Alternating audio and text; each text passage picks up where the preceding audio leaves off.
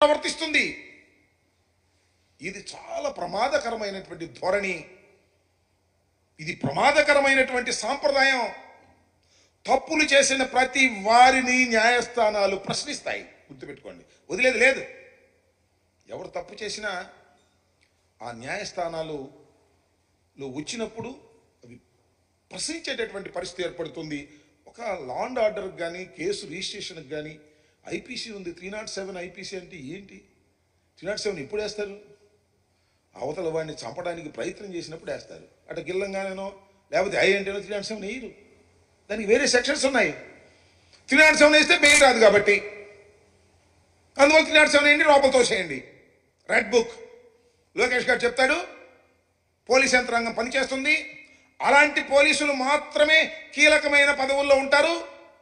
Police యంత్రాంగంలో ఉన్న అందరినీ అనవాల నేను, ఒక భాగం కీలకమైన పదవుల్లోకి పోస్ట్ చేయబడిన వారు రెడ్ బుక్లో ఉన్నటువంటి అంశాలను మాత్రమే ఇంప్లిమెంట్ చేసేటటువంటి ఒక విచిత్రమైనటువంటి అరాచకమైనటువంటి పాలనని వాళ్ళ రాష్ట్రంలో కొనసాగించేటటువంటి పరిస్థితి చేస్తున్నారు. ఇది మానవ సమాజానికి మంచిది కాదు, ఈ రాష్ట్ర ప్రజలకు అంతకంటే మంచిది కాదు అనేటువంటి విషయాన్ని ఈ సందర్భంగా నేను చెప్పదలుచుకున్నా.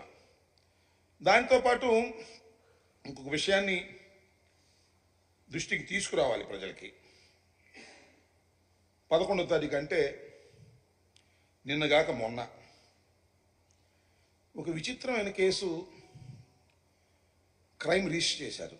దానిలో హైయెస్ట్ సెక్షన్ 307. చాలా చిత్రమైన కేసు. ఈ కేసులో ముద్దాయిలు ఎవరంటే సాక్షాత్తు మాజీ ముఖ్యమంత్రి జగన్మోహన్ రెడ్డి గారు,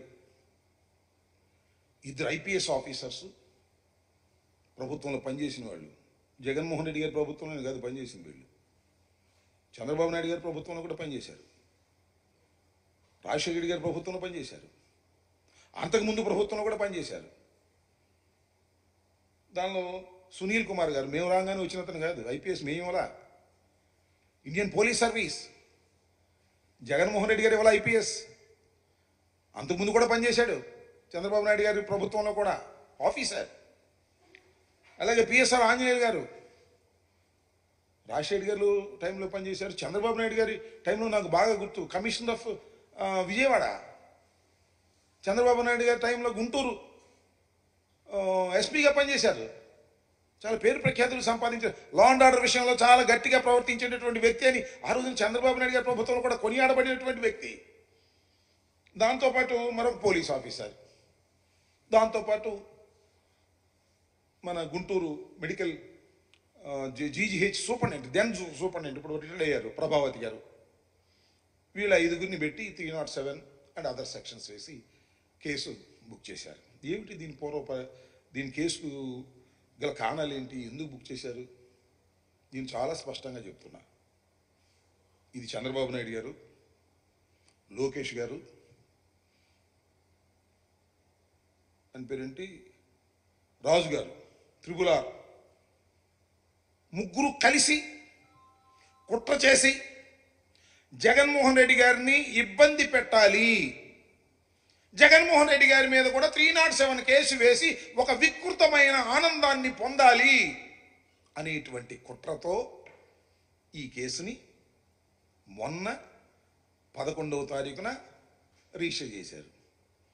ఎప్పుడు క్రైమ్ జరిగింది? అకార్డింగ్ టు దెమ్ 2001లో. మీ అందరికీ గుర్తుండే ఉంటుంది, బహుశా మర్చిపోయి ఉండొచ్చు కొంతమంది కాలానుగుణంగా. ఈ త్రిపులార్ రాజు గారు పూర్వం మా పార్టీనే, వైసీపీ పార్లమెంట్ సభ్యులు నరసరావుపేటకి, నరసాపూర్కి ఫ్యాను గుర్తు మీద గెలిచాడు. జగన్మోహన్ రెడ్డి గారే బీఫామ్ ఇచ్చారు. గెలిచిన తర్వాత మాతో విభేదించాడు. చంద్రబాబు నాయుడు గారి చెంతకు చేరాడు. ఆయన డైరెక్షన్లో హైదరాబాద్లో కూర్చుంటాడు, ఢిల్లీలో కూర్చుంటాడు, ఒక ఛానల్ని హైర్ చేసుకున్నాడు. రోజు జగన్మోహన్ రెడ్డి గారిని తిట్టడం, దూషించటం, వైసీపీ నాయకులు దూషించటం.